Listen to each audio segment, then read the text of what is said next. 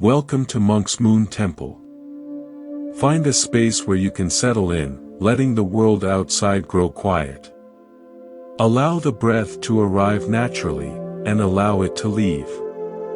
In this quiet space, we begin not with a grand pronouncement, but with a simple, shared human question, one that lives in the quiet spaces between our words. The question of the truth we tell, and the truth we choose to bend, to shape, to hide. Tonight, we will not judge this bending. We will, with the gentle light of the Buddha's wisdom, seek to understand it.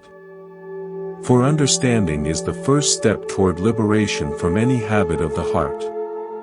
The Buddha did not speak of lies in shades of color. He did not categorize them as small or large, harmless or cruel. He spoke of a principle called Sacca, truthfulness, as one of the 10 perfections, a foundational quality for a peaceful mind. To understand why he held it in such reverence, we must look not at the lie itself, but at the soil from which it grows. That soil is nearly always fear. A subtle, whispering fear. Fear of consequence, of loss, of the withdrawal of love, of the shattering of an image we wish to project. We lie because, in a fleeting moment, it feels like the safest shelter. I remember, many years before I came to the monastic life, working in a vast library of ancient texts.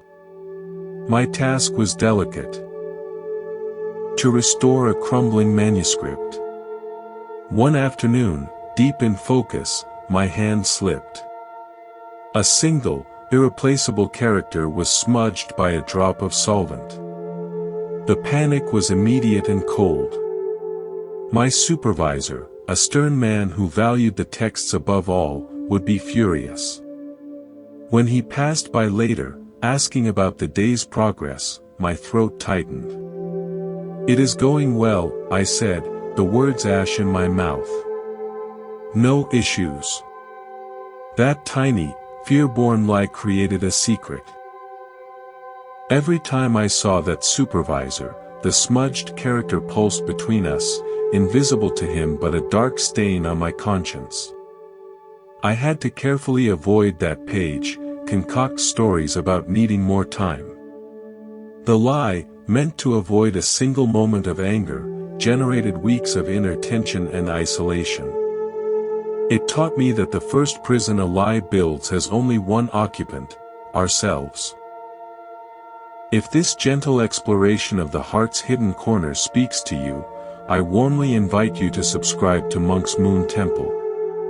In subscribing, you create a sanctuary in your day, a reminder to return to these conversations on living with awareness and peace.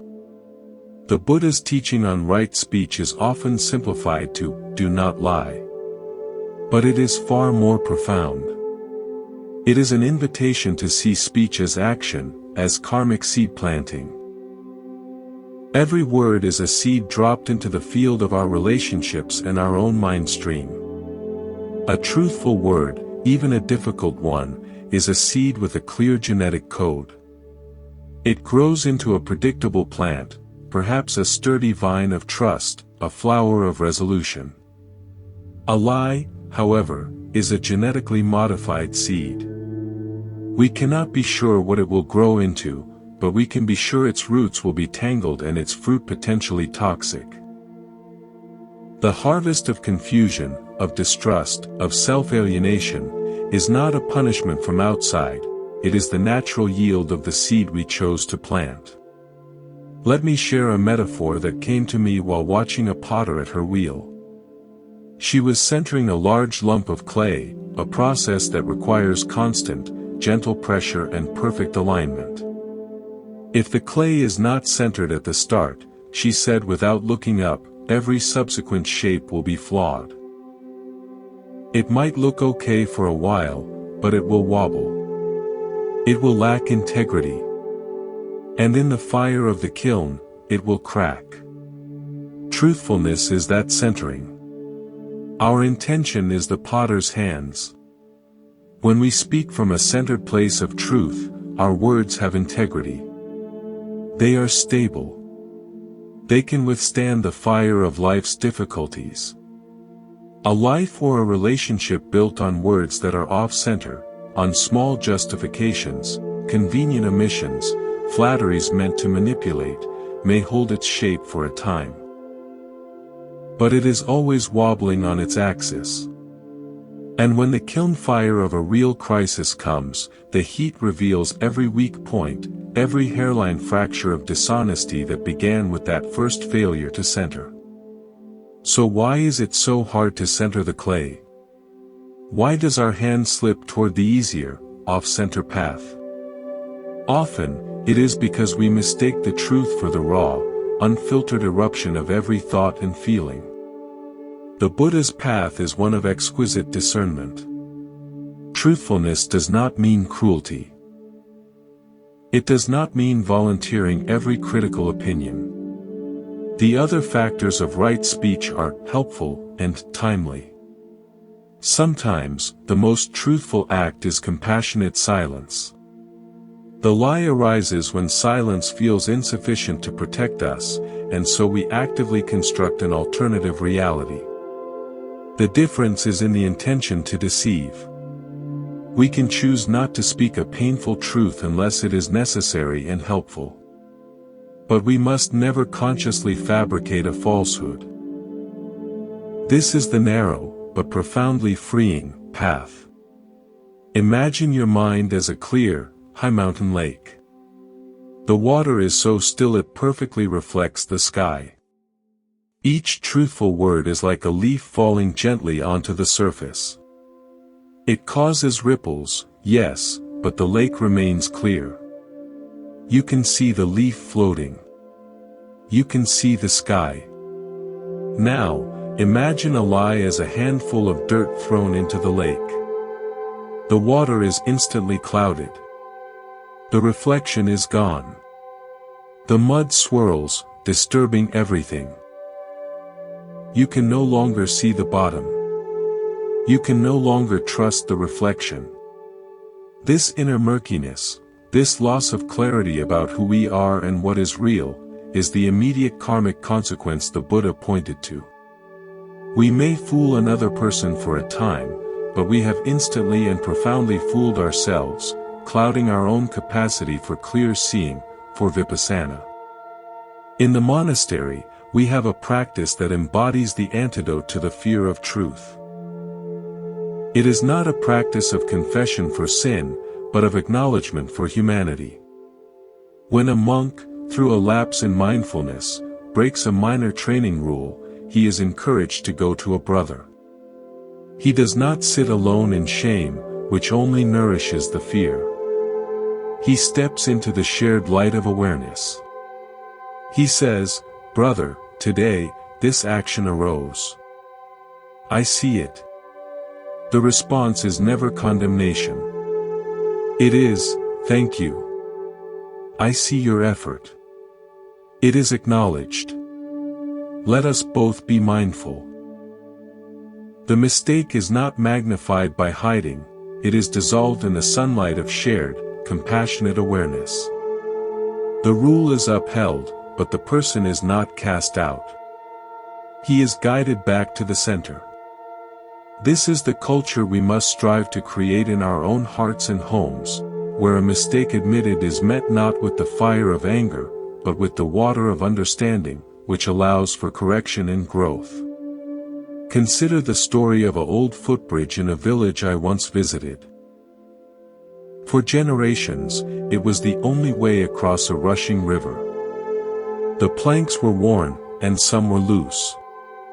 The villagers had two choices: they could point out the shaky planks to each other, calling out, "Watch your step here, this one is weak." Or they could, out of a misguided desire not to worry anyone, nail down a thin, decorative piece of wood to hide the rot, saying, "The bridge is perfectly safe." The first approach is truthful. It acknowledges danger and fosters collective care. The second is a lie that invites disaster. Our words are often like this. In a family, in a friendship, pointing out the shaky plank with care, "I am feeling hurt, I am struggling," allows the community to address it. Hiding it under a veneer of "everything is fine" does not strengthen the bridge, it guarantees that one day, under weight, it will break. We begin our journey toward Sacca, then, not with a mighty vow to never err, but with a gentle commitment to notice. To notice the flinch in the heart before we speak. To notice the quiet whisper of fear that suggests a fabrication would be easier. In that noticing is our point of choice. In that sliver of a moment, we can choose the leaf over the handful of mud. We can choose to point out the weak plank. We can choose to center the clay, even if our hands are shaking. Let us continue our gentle exploration here in the quiet of Monk's Moon Temple, where we look honestly at the nature of our words. We have seen how a lie first clouds the mind that holds it. Now, let us consider its journey outward, into the space between ourselves and another.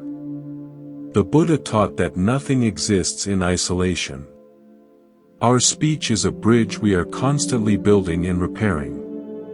A truthful word is a solid plank, firmly anchored on both sides, in our reality and in shared understanding. A lie is a plank that looks solid from our side, but from the moment it is laid, it is unattached on the other end.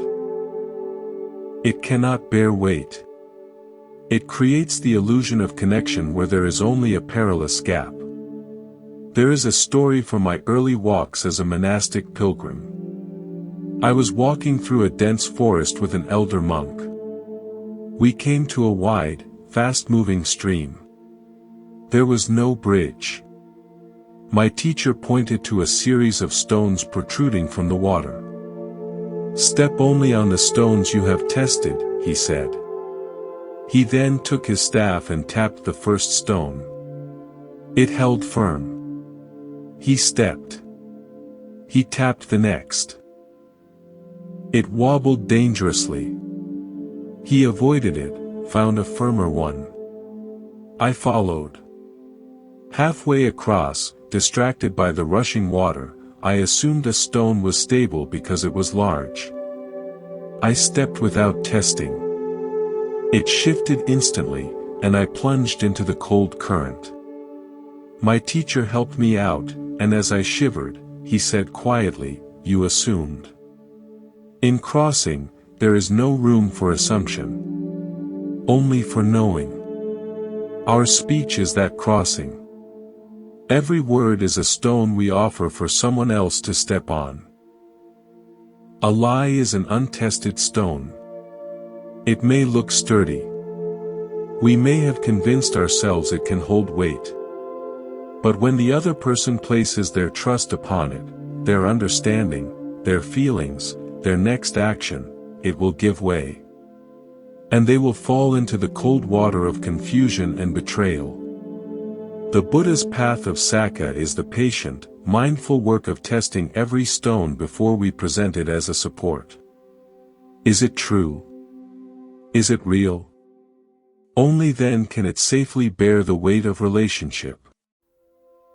This leads us to one of the most seductive justifications, the concept of the white lie. We tell ourselves it is a small stone, a harmless pebble.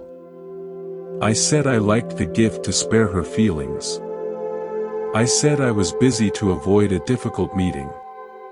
The Buddha's wisdom asks us to look at the intention, not the size. The intention is still to deceive, to present an untested stone as solid. And the mind is a creature of habit. Each time we allow ourselves this small fabrication, we are training in deception. We are wearing a subtle groove in our mental landscape. The neural pathway that says, when slightly uncomfortable, construct a slight untruth, becomes clearer, more easily traveled. Then, when a larger discomfort arises, a serious mistake, a betrayal, a failure, the mind, out of sheer habit, reaches for the same tool. Only now, the construction must be larger. The groove has become a trench, and we find ourselves falling into patterns of deceit without even deciding to. The white lie is not harmless, it is the practice session for the heart's capacity to betray itself. I recall a man I met in a coastal village who repaired fishing nets. His work was breathtaking in its patience.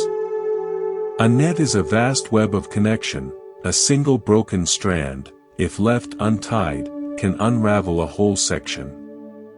He told me, I never skip a knot. Even if the hole is small, far from the edge, I repair it. The sea does not care if the weakness was small or in the middle. Under tension, the small weakness becomes a big tear. Our network of relationships is such a net. Every untruth, every white lie, is a skipped knot. It leaves a weakness in the weave. We might think, this is a small matter, it's in the middle of things, it won't matter. But life, like the sea, applies constant tension. Under the pressure of time, stress, or unexpected strain, the tear begins at that small, unrepaired point. Trust unravels from the center outward, not from the edge in. The Buddha's teaching is the commitment to repair every break in integrity, no matter how small it seems, because the integrity of the entire web depends on it. So how do we handle difficult truths, the ones that feel like sharp stones? Here, the Buddha's compassion meets his commitment to truth.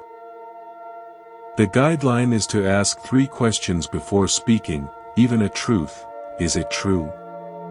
Is it helpful? Is it timely? If a truth is hurtful and serves no purpose but to vent our own criticism, it is not right speech. It is a weapon. But if a truth, though difficult, is necessary for healing, for safety, for growth, then it must be spoken. And it must be spoken with karuna, compassion. This is the hardest practice. It requires us to hold truth and compassion in one hand. Not the blunt hammer of brutal honesty, but the skilled hand of a surgeon who must cut to heal, and who does so with the utmost care to minimize harm. We can say, I need to tell you something that is difficult for me to say, and it may be difficult for you to hear. I say it because I care for our connection. This frames the truth as a repair, not an attack. Imagine a garden where 2 different plants grow. One is truth, a strong, deep-rooted oak. The other is compassion, a delicate, climbing vine that needs support. If we let the oak grow alone, it can become dominating, casting too much shade. If we let the vine grow alone, it has no structure, it sprawls and tangles. But when we plant them together, something beautiful happens.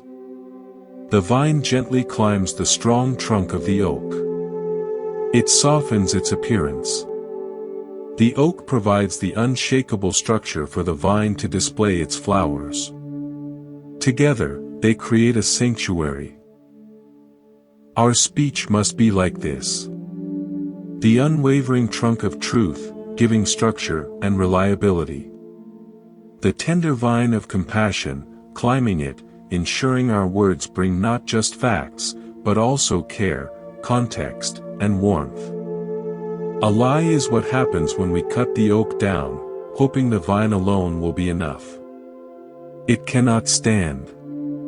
It collapses into a mess of good intentions without foundation. In the silence of our own hearts, we can begin to cultivate this garden. We start by listening. Not just to the words we are about to say, but to the emotion behind them. Is it fear? Is it anger? Is it a genuine desire to connect? That listening is the mindfulness the Buddha taught. It is the space between stimulus and response where our freedom lies. In that space, we can choose to water the seed of truthful compassion, rather than react with the weed of fearful deception. This is not a path of instant perfection. It is a path of gentle, persistent return. You will forget. You will step on an untested stone. You will skip a knot in the net. The practice is not to then condemn yourself, adding more fear to the mix. The practice is the humble, honest repair. It is the willingness to go back, to say, I spoke untruly. What I said was not correct. Here is what is true. This act of correction is perhaps more powerful than never having erred in the first place. It is the living proof that truth is more important to you than your own image. It is the strongest plank you can ever lay in the bridge of trust. Let us go deeper now, into the very heart of why we choose the wobbly stone, why we skip the knot. The Buddha's teachings guide us to look at the root, the mula.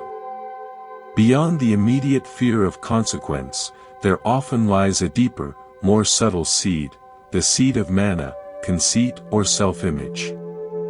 We lie not only to avoid pain from others, but to protect a cherished idea of ourselves.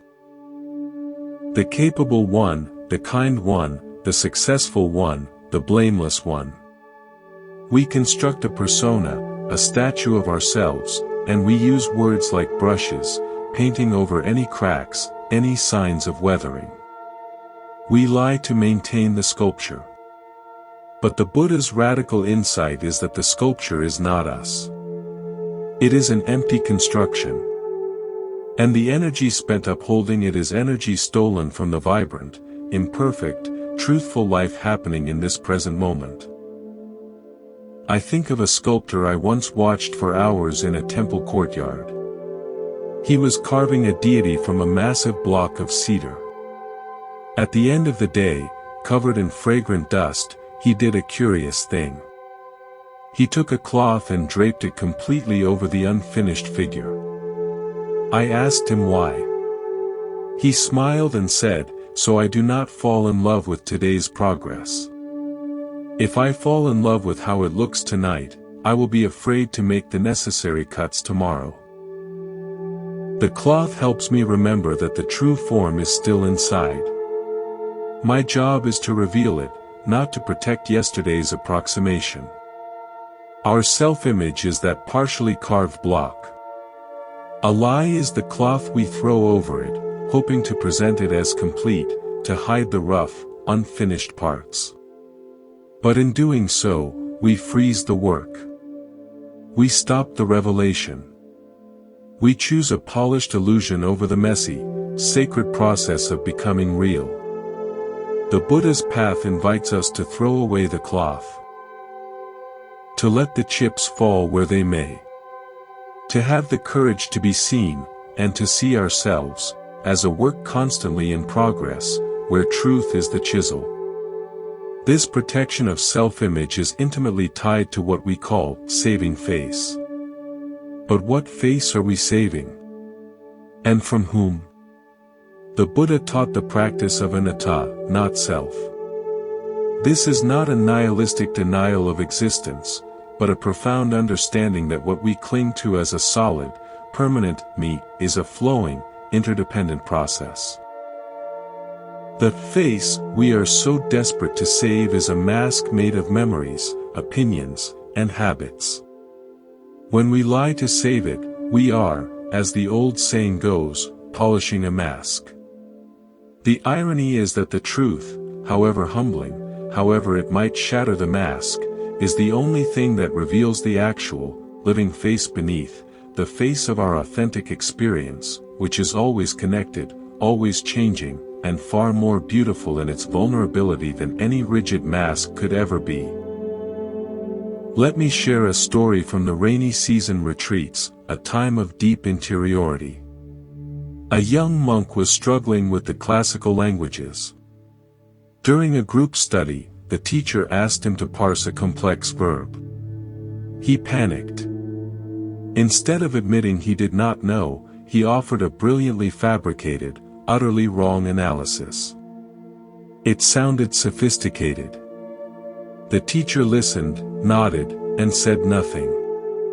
Later that day, the teacher found the monk alone and placed 2 bowls before him. One bowl was perfect, glazed, and beautiful. The other was cracked and clumsily repaired with gold lacquer, a practice called kintsugi. "Which bowl holds more?" the teacher asked. The monk said, "They are the same size, teacher. They hold the same." "Look again," said the teacher. He filled the perfect bowl with water. It held it. Then he began to fill the cracked, golden-seamed bowl. He poured and poured. The water did not overflow. The cracks and their golden repairs had created a deeper, more complex interior landscape. The bowl held more. "You gave me a perfect answer today," the teacher said softly.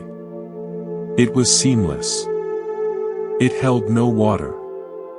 I would rather have the cracked, honest "I do not know," for it has the capacity to be filled. Truth is not about being flawless. It is about being available.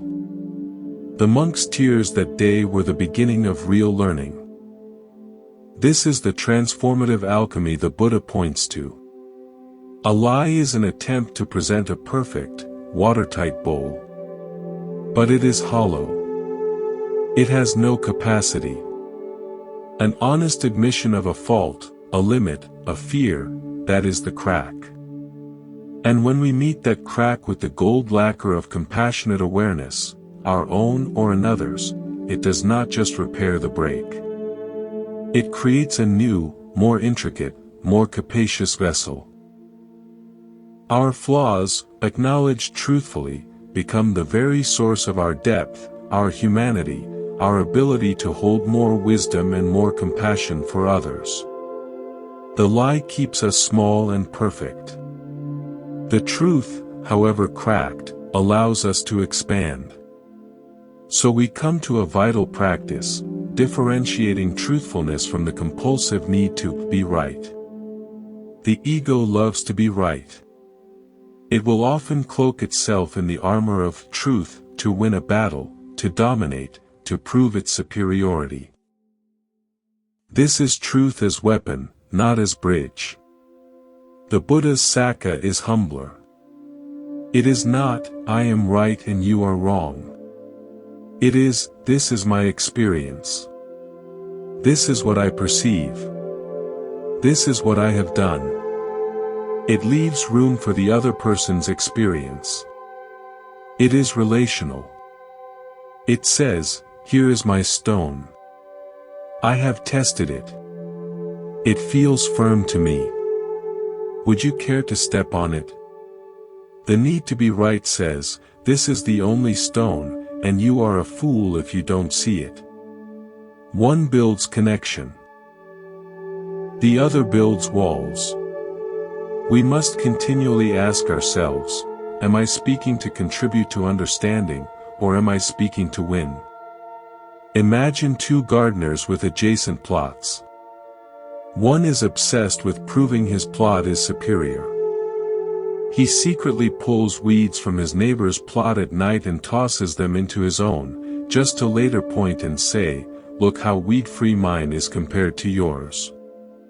His plot may look clean for a season, but it is poisoned by deception and envy. The other gardener tends only his own soil. He focuses on pulling his own weeds, enriching his own earth.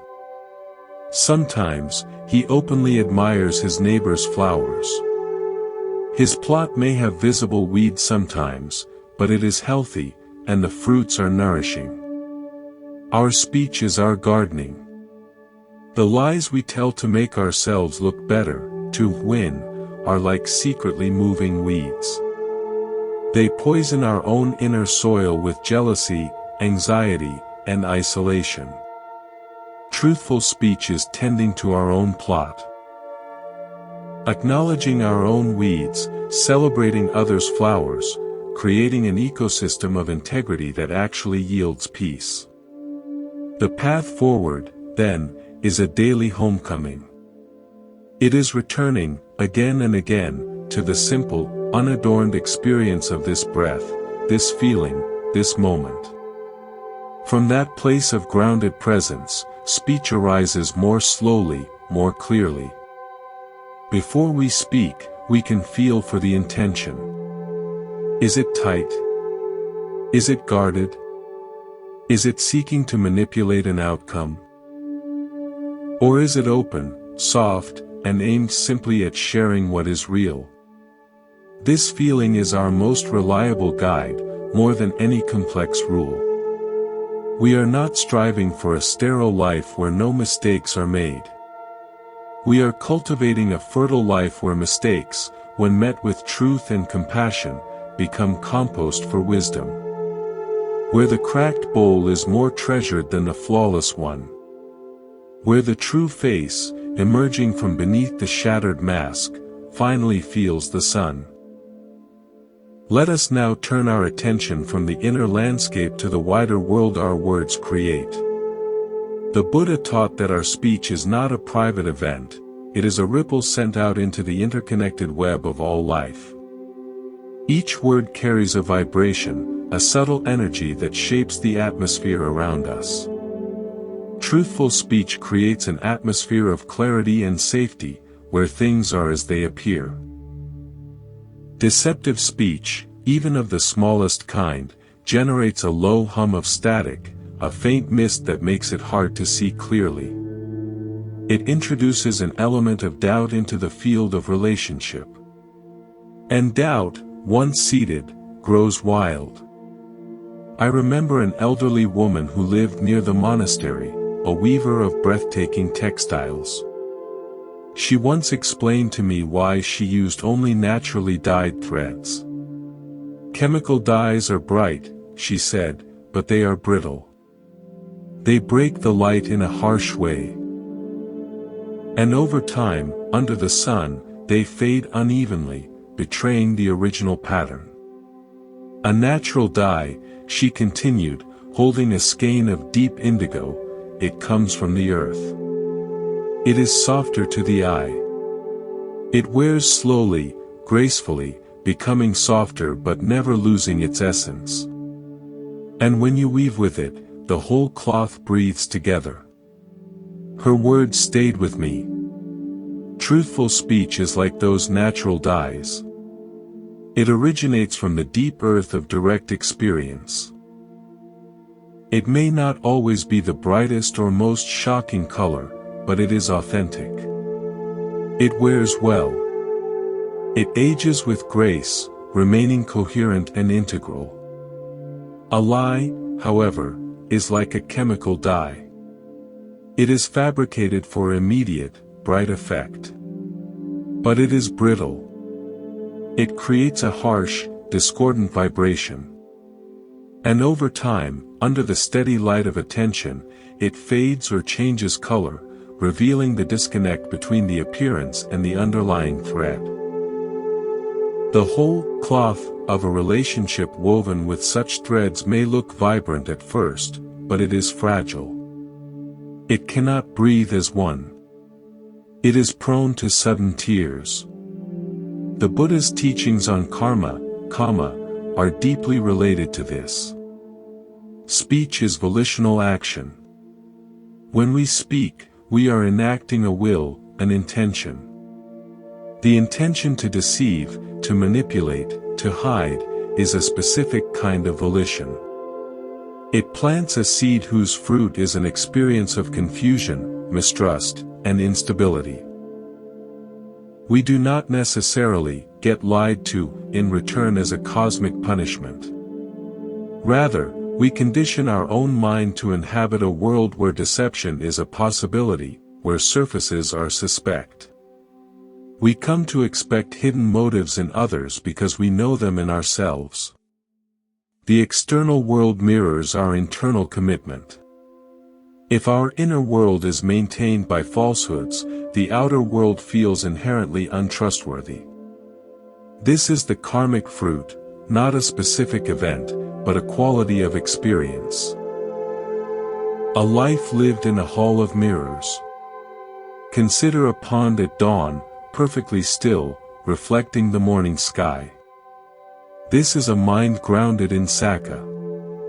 Now, imagine throwing a handful of pebbles into one corner of the pond. The ripples radiate outward, distorting the reflection everywhere. The entire surface is now chaotic. You cannot find a clear image of the sky anywhere. A single lie is that handful of pebbles. It doesn't just disturb the spot where it lands. It sends ripples of distortion through our entire perception.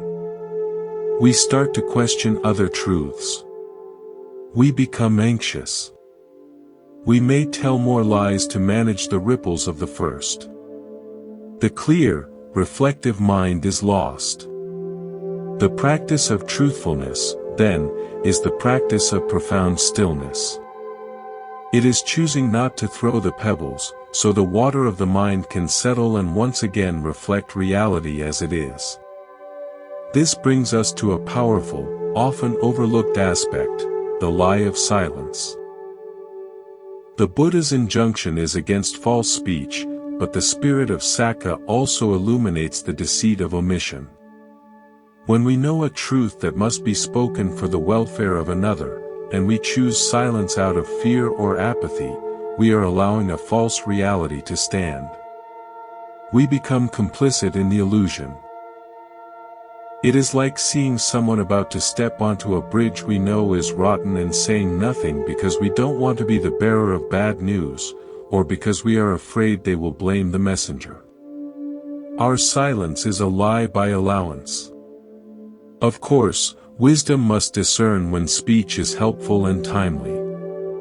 But when silence is chosen solely for self-protection while others are harmed by ignorance, it becomes a shadow of deception, a void where truth should have been. Let me share an original parable. In a vast forest, there was a single, majestic tree that was home to countless creatures. Deep inside its trunk, a small colony of termites began to eat away at the heartwood. A woodpecker, drilling for insects in a nearby tree, discovered the termites' secret work. He had two choices. He could fly to the other creatures and announce, "The great tree is being eaten from within. We must act." This would cause alarm, disruption.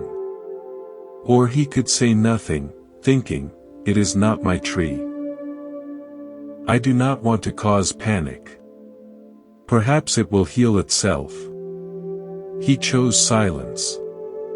Season after season, the termites worked, unseen.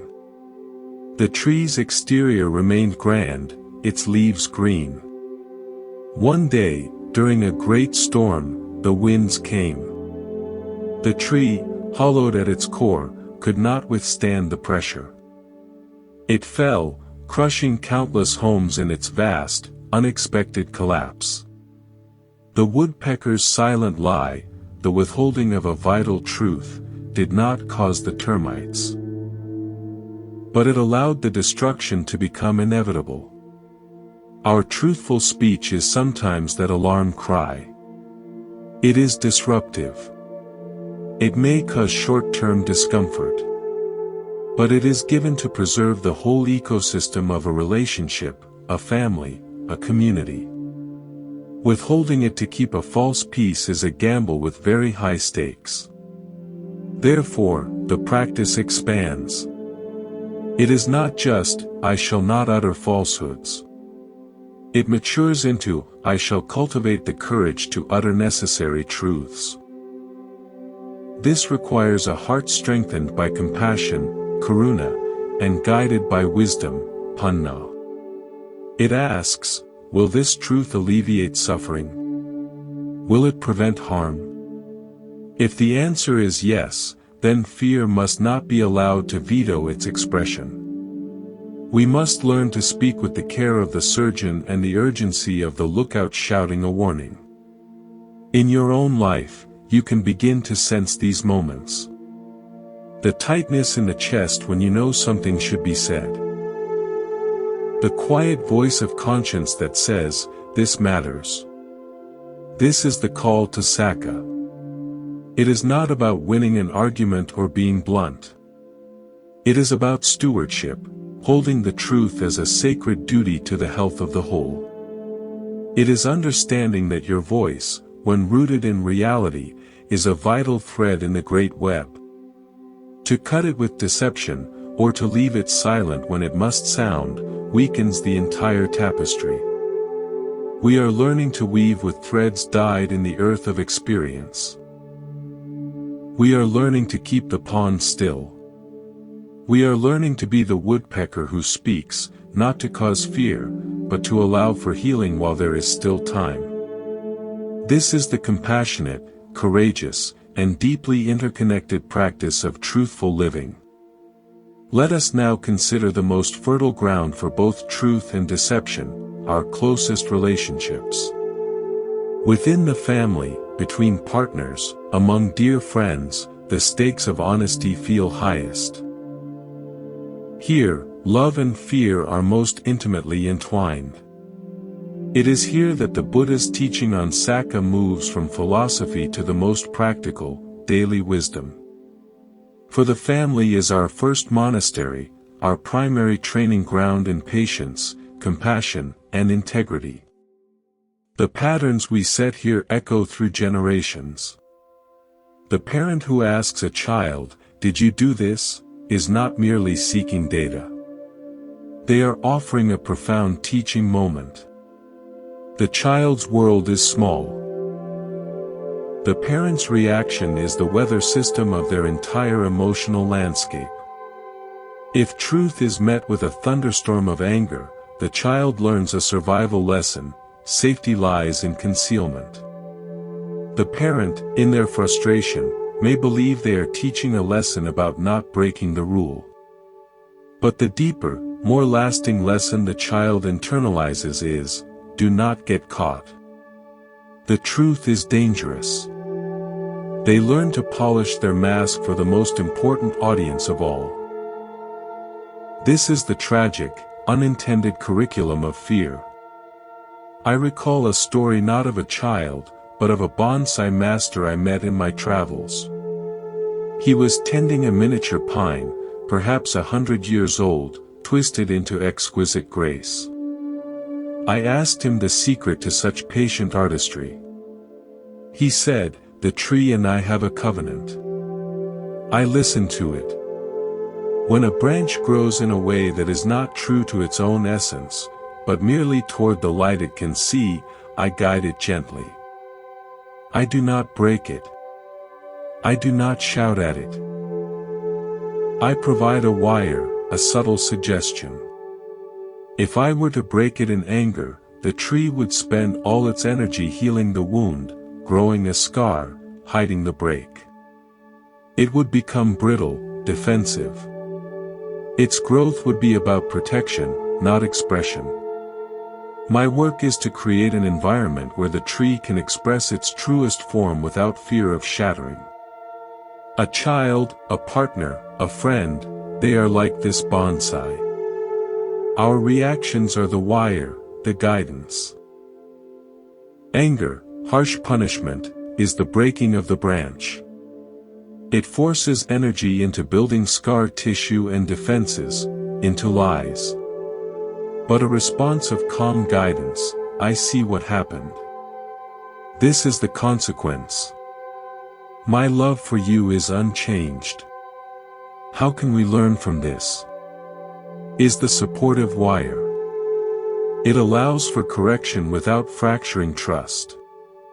It teaches that truth, even truth about a mistake, is the very path back to connection. This is the heart of creating a truth-safe environment. It does not mean there are no consequences. It means the consequence is not the withdrawal of love or a wrathful outburst. The consequence is the natural, logical outcome of the action, delivered with calm clarity. The broken vase means there is no vase. The missed deadline means a project is delayed. These are the teachers. The unwavering, loving connection is the safe pot in which this learning can happen. In such an atmosphere, deception loses its purpose. Why hide when the truth leads to understanding and problem-solving, not to annihilation? The Buddha emphasized metta, loving kindness, as the foundation for all virtuous action. Metta is the unconditional wish for happiness and freedom from suffering. In the context of speech, metta is the soil from which truthful words must grow. If our truth is not rooted in a genuine wish for the other's well-being, it can become a weapon. Conversely, if our so-called kindness is rooted in fear and manifests as lies, it is not metta at all, it is a counterfeit, a piece bought on credit that will eventually demand repayment with interest. True metta has the courage to be truthful because it believes in the other's strength to hear, to grow, to handle reality.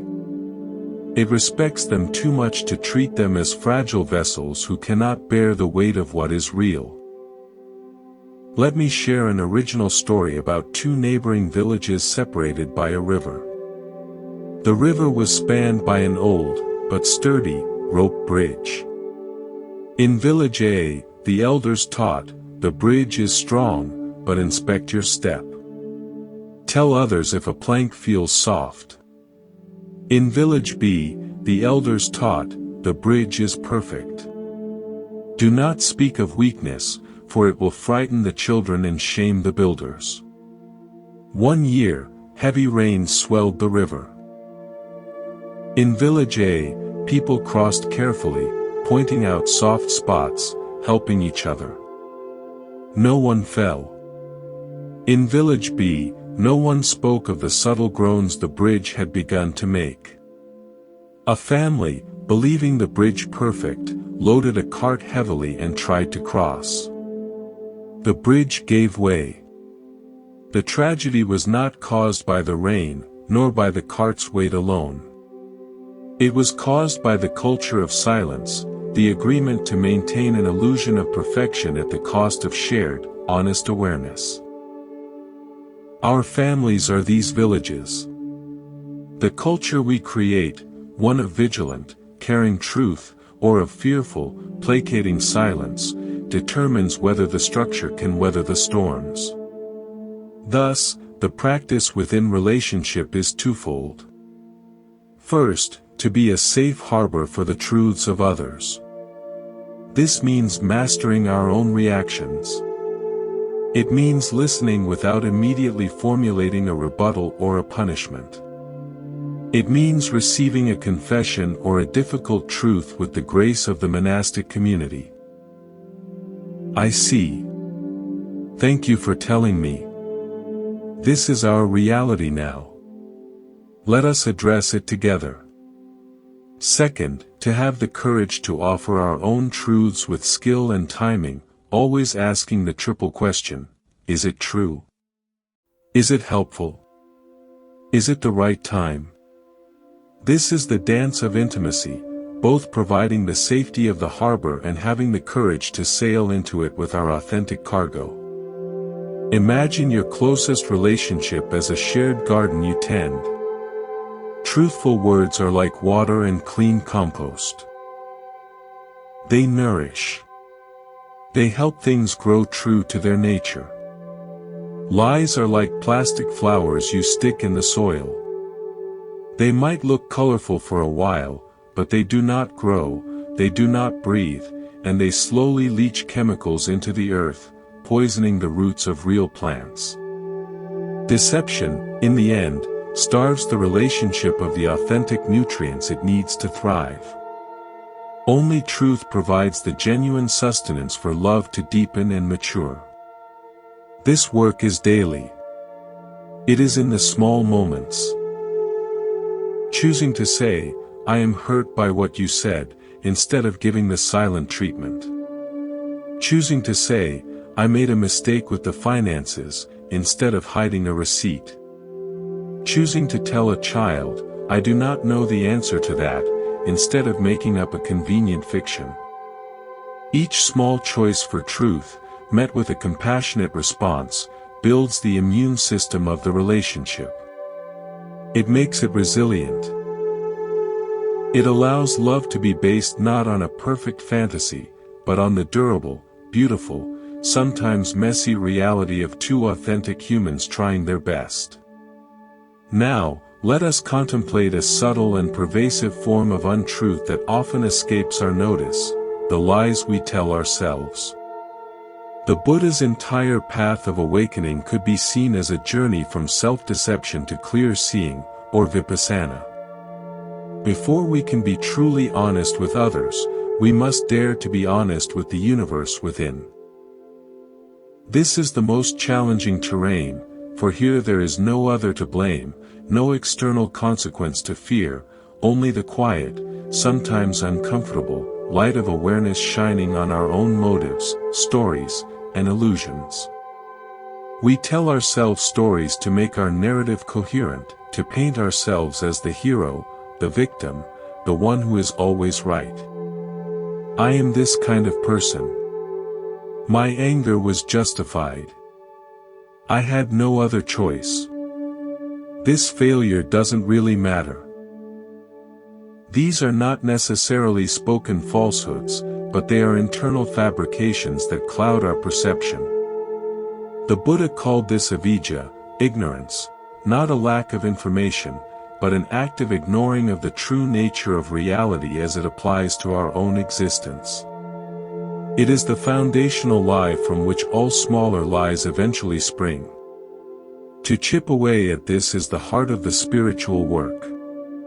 Consider the metaphor of an ancient, hand-drawn map. We inherit this map from our childhood, our culture, our past experiences. It is labeled with certain beliefs: this area is dangerous. This road leads to happiness. I am not good at crossing these rivers. We navigate our lives by this map, rarely questioning if the terrain has changed, or if the map was ever accurate to begin with. A lie we tell ourselves is like adding a false landmark to this map to avoid a blank space we fear. I don't need close relationships, might be drawn over a wilderness of loneliness we are afraid to explore. I am always confident, might be inked over a swamp of self-doubt.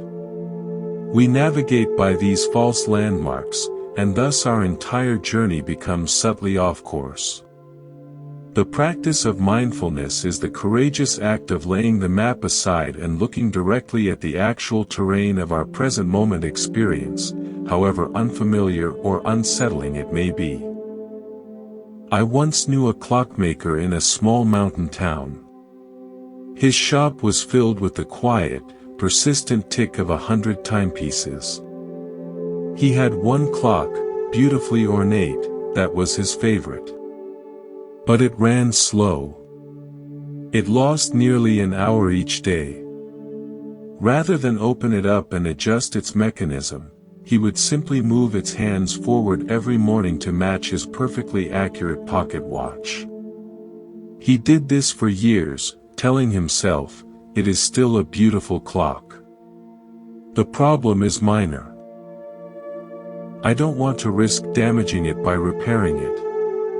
Everyone who visited saw a clock showing the right time, not knowing it was a daily correction of a fundamental flaw. His lie to himself was that a superficial adjustment could solve an internal problem. Our inner lives can be like this. We adjust the external, hands, our behavior, our explanations, our image, to show the correct time to the world, while inside, the mechanism of our heart or mind is out of sync with reality. We are constantly correcting, compensating, and maintaining the illusion of accuracy, at a tremendous cost of energy. Truthfulness with oneself is the willingness to finally open the casing, to see the flawed mechanism, and with patience and skill, to repair it at its source. This self-honesty is the bedrock of the Buddha's Noble Eightfold Path. Right understanding and right intention depend on it. How can we understand suffering if we lie to ourselves about what causes us pain? How can we cultivate an intention of renunciation if we lie to ourselves about what we are clinging to? The practice begins with simple, gentle inquiry. In meditation, or in a quiet moment, we can ask, "What am I feeling right now?" without the story. What is the impulse behind this thought?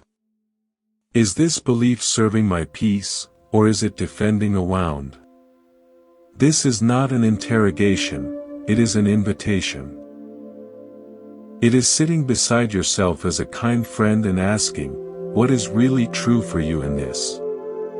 One of the most powerful places to apply this is with our emotions. We often tell ourselves stories about our emotions that are not true. Anger whispers, "This person is entirely to blame." Fear shouts, "This will definitely end in disaster." These narratives are lies of exaggeration, of absolutism. The truth might be, "I am feeling anger, and there is also my part in this." Or, "I am feeling fear, and the outcome is actually unknown."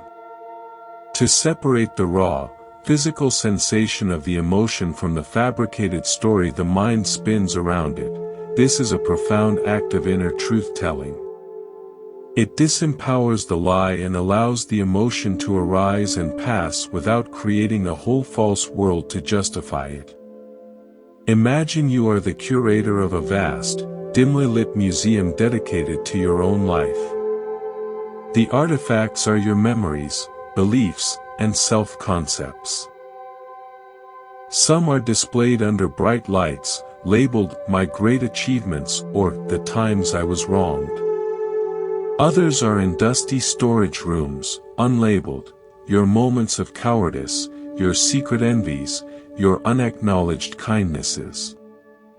The lie to oneself is the curation, the decision to keep some things in the dark and others exaggerated in the light, to create a specific narrative. The path of Sacca is turning on all the lights in the museum. It is bringing every artifact out into the open air of awareness. It is reading the true labels. Ah, this is not a trophy of my righteousness, this is a souvenir from a conflict where I also caused hurt. This honest curation does not diminish you, it makes the collection real, complex, textured, and authentically yours. You are no longer the anxious curator protecting a fragile narrative, you become the compassionate historian of your own humanity. This inner truthfulness naturally radiates outward. When we are no longer heavily invested in protecting a false self-image, we have less need to manipulate others' perceptions of us. Our speech becomes simpler, cleaner. We can say, "I don't know," with ease. We can admit fault without it threatening our entire identity. We can receive criticism without immediately constructing a counterargument. We become grounded in what is, rather than exhausted by upholding what should be. The journey is lifelong. The map will never be perfectly accurate, for the terrain of life is always changing. The clock will need occasional re-regulation. New artifacts will arrive in the museum. But the commitment is to the process of looking, of adjusting, of truthful curation.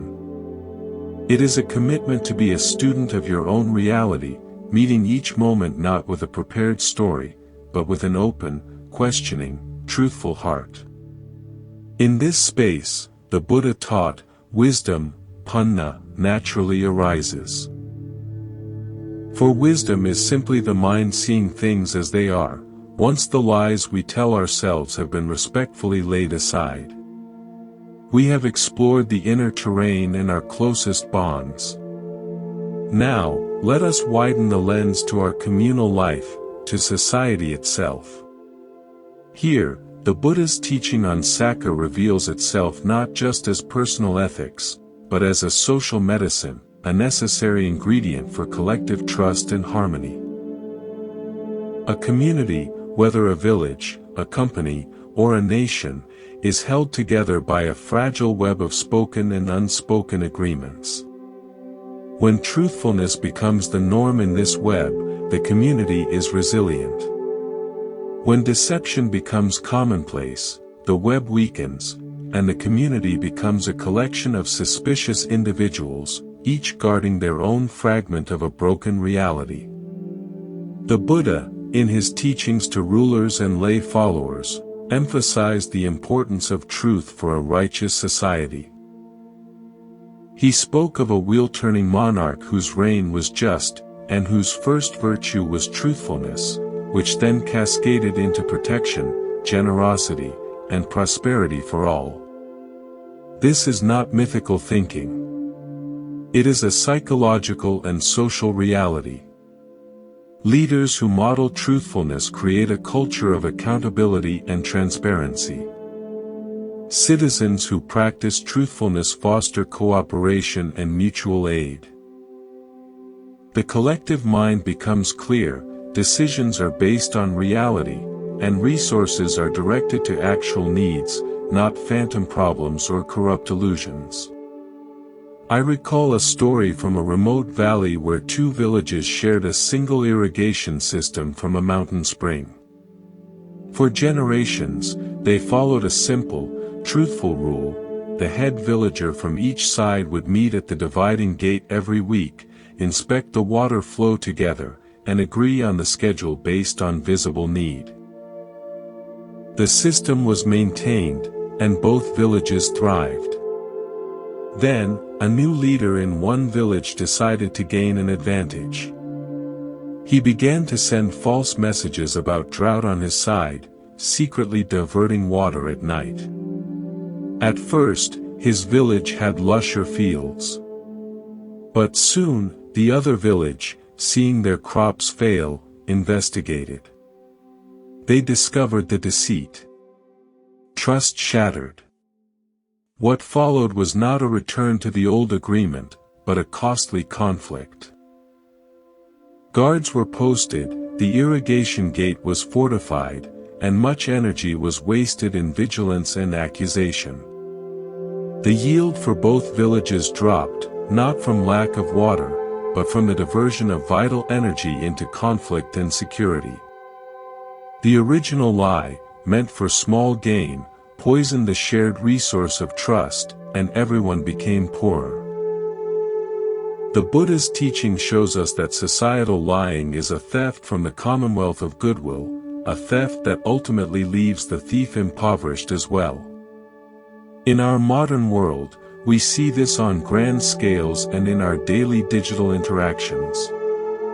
The proliferation of misinformation, the spin of propaganda, the curated falsehoods of social media, these are like throwing tons of mud into the communal pond. The water becomes so turbid no one can see what is true anymore.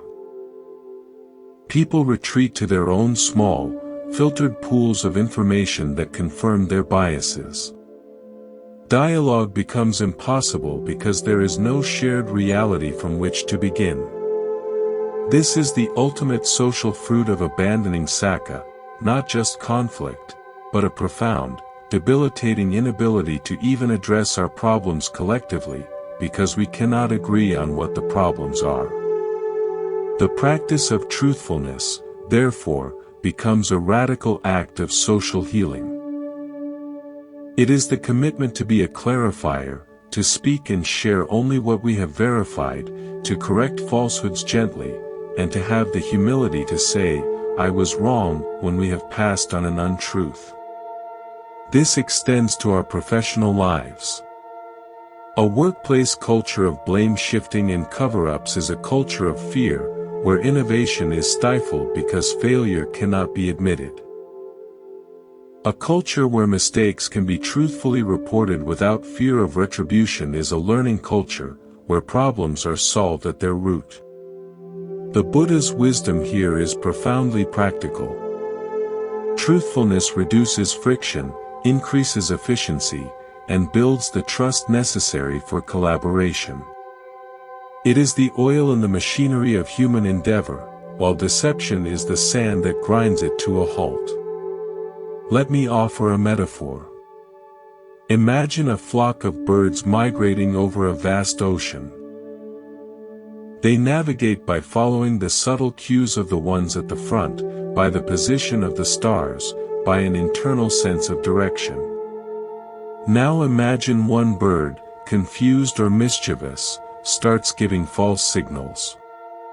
It veers off in a wrong direction, calling others to follow. A few might be led astray. If this becomes common, the entire flock's formation breaks down. They become disoriented, exhausted from flying in circles, and many may be lost. The truth-telling bird is the one giving accurate signals based on genuine perception. It is not about being the leader, but about being a reliable point in the formation. In society, each of us is one of these birds. Our words are our signals. When we signal truthfully about what we see and know, this path is blocked, there is food here, I am tired, we help the whole flock navigate reality. When we signal falsely, out of confusion or a desire to be followed, we contribute to collective disorientation and exhaustion. Therefore, our practice expands once more. It is not enough to be truthful in private. We must bring the spirit of Sacca into our communal spaces, in our online comments, in our conversations about others, in our reporting of news, in our feedback at work. We must ask, am I adding clarity or confusion? Am I repeating something I have not verified? Am I speaking to unite or to divide? This is right speech on a civic scale. The Bodhisattva, the Buddha to be, in his previous lives, was often praised for being a truth speaker even at the cost of his own safety. This is the ideal, truth as a higher loyalty than personal comfort or tribal allegiance. We may not be asked to lay down our lives for a truth, but we are constantly asked to lay down our social capital, our likability, our sense of belonging to a partisan group. To choose truth over tribal loyalty is a modern form of courage. It is saying, I see it differently, or, the facts do not support that, within a group that demands conformity. This is how we mend the larger web, thread by thread. Start small in this communal practice. Before sharing a piece of information, pause. Check the impulse. Is it to inform, or to excite, to belong, to attack? Verify if you can. Speak from your own experience.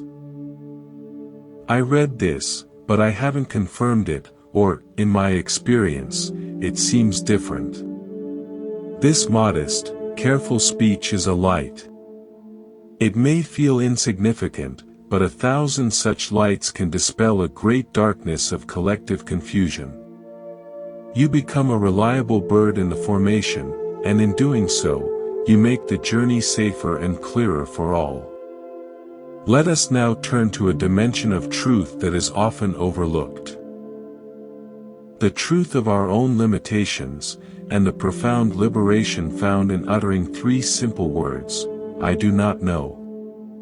In a world that often rewards certainty and punishes doubt, this admission can feel like a failure. Yet, within the Buddha's framework of wisdom, it is a cornerstone of integrity and the very gateway to genuine understanding. To claim knowledge we do not possess is a subtle, arrogant lie that blocks learning. To humbly acknowledge the boundaries of our understanding is an act of profound truthfulness that opens the mind.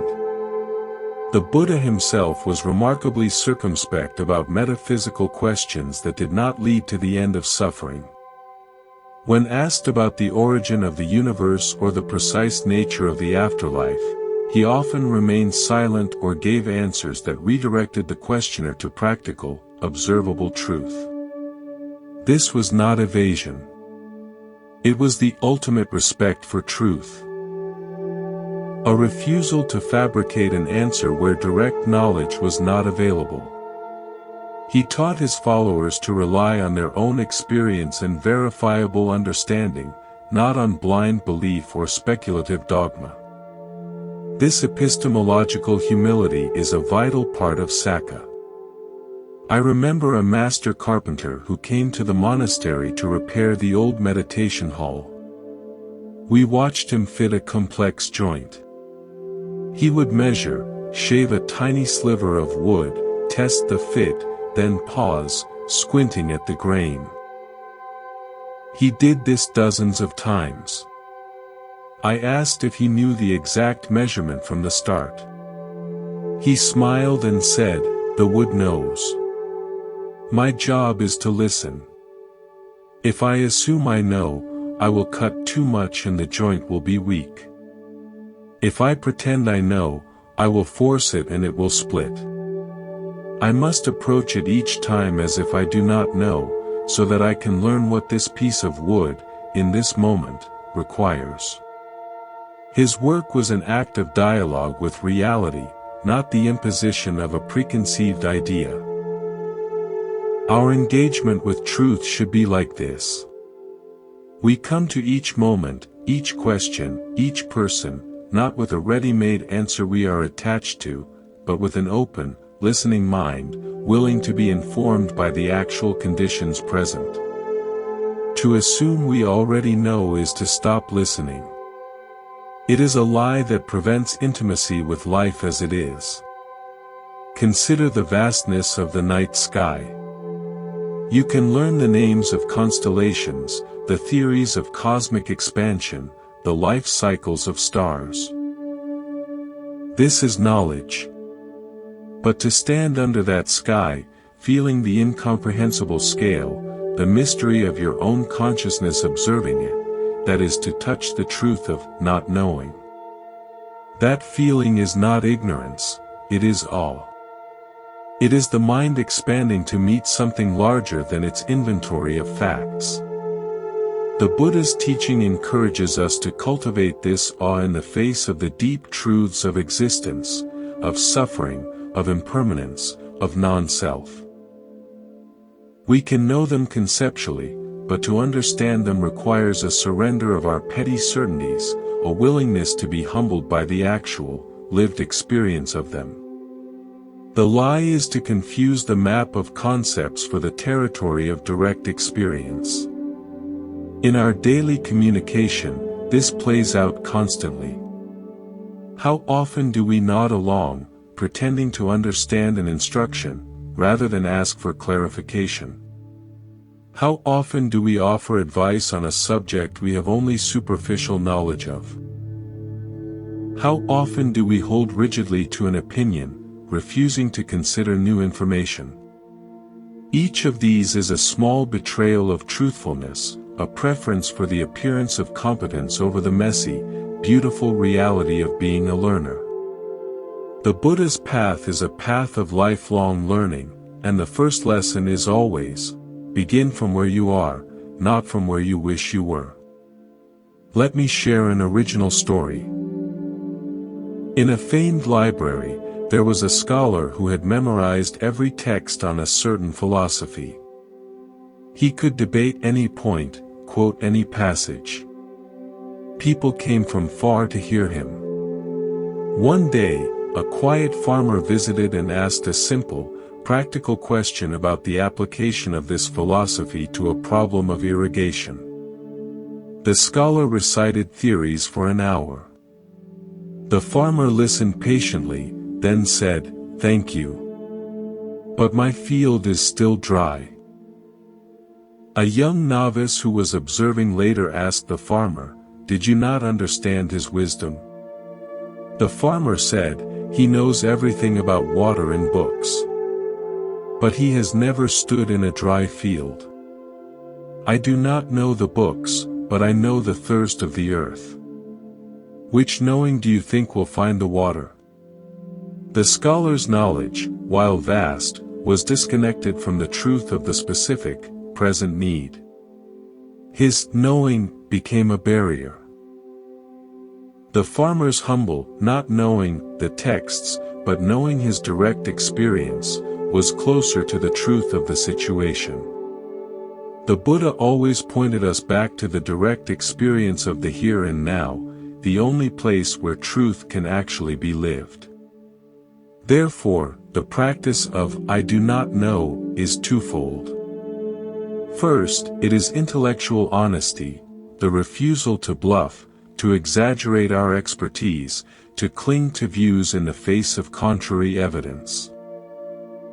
It is the courage to say, I need to learn more about that, or my view on that has changed.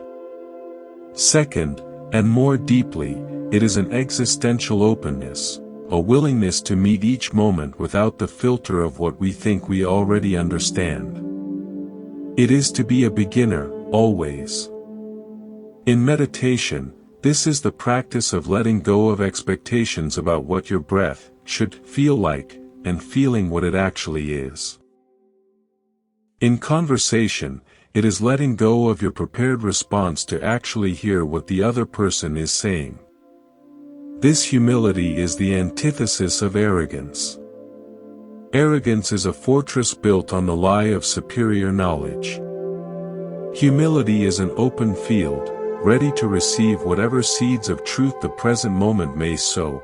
One is a prison of the self, the other is the liberation of the self into the vastness of ongoing discovery. When we practice this, our speech changes. It becomes less declarative and more inquisitive. It holds space for others. It says, this is how it seems to me now, rather than, this is how it is. Imagine you are navigating a dense fog. You have a compass, but the terrain is unfamiliar. The truthful approach is to move slowly, checking the compass often, admitting you cannot see far, and being ready to correct your course. The lie is to stride forward confidently, insisting you know the way, only to lead yourself and any followers over a cliff. In the fog of life's complexities, the compass is our commitment to ethical principles like truthfulness. The admission, I cannot see far, is our humility. Together, they ensure a safe and truthful journey. Embrace, then, the freedom of, I do not know. It is not a confession of weakness, but a declaration of readiness. It clears the ground of preconceptions so that genuine wisdom, born of direct experience and compassionate inquiry, can take root. It is one of the most truthful statements a human can utter, and in its honesty, it contains the seed of all true knowing. As we bring our time together at Monk's Moon Temple to a close, let us rest in a simple, spacious understanding. The Buddha's teaching on truthfulness, on Sacca, is not a heavy chain of rules meant to bind you. It is, instead, an invitation to lay down a burden, the exhausting burden of maintaining fictions, of tracking stories, of living in fear of what might be revealed. It is the offer of a profound and lasting ease. Imagine, for a moment, that you have been carrying a backpack filled with stones for a very long time. Each stone is a lie, a small one, a large one, a lie told to others, a lie told to yourself. Some are sharp and weigh heavily on your conscience. Others are smooth from handling, justifications you've turned over in your mind so often they feel like part of you. You have grown so accustomed to this weight that you mistake it for your own spine. You think it is what holds you up. But now, in this quiet space, you are invited to loosen the straps. You are invited to set the pack down, stone by stone. Feel the lightness that comes into your shoulders. Feel the air on your back where the weight once was. This lightness is your natural state. This is the peace the Buddha pointed to. Truthfulness is not about adding something to your life, it is about the courageous, gentle act of subtraction. It is removing the stones, one honest word, one silent admission, one courageous moment of clarity at a time. The path does not demand perfection. It asks only for direction. It is the turning of the heart, like a flower turning toward the sun, toward what is real. You will forget. The old habit of reaching for a convenient stone will arise. When you notice this, there is no need for shame. That very noticing is the light of awareness, and in that light, the habit loses its power. Simply return. Return to the breath. Return to the feeling of the body. Return to the intention to speak and live from what is true, not from what is feared. So, as you move from this shared reflection back into the flow of your world, carry this simple practice. Let your words be few, but let them be true. Let your silences be deep, but let them not be hiding places. Create, in your own sphere, a small atmosphere of trust. Where a child, a partner, a friend, or even your own heart, can whisper a truth and know it will be met not with a storm, but with the steady, calm ground of understanding.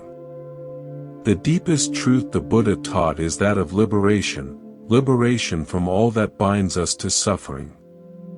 Truthfulness is a key that unlocks a central chain.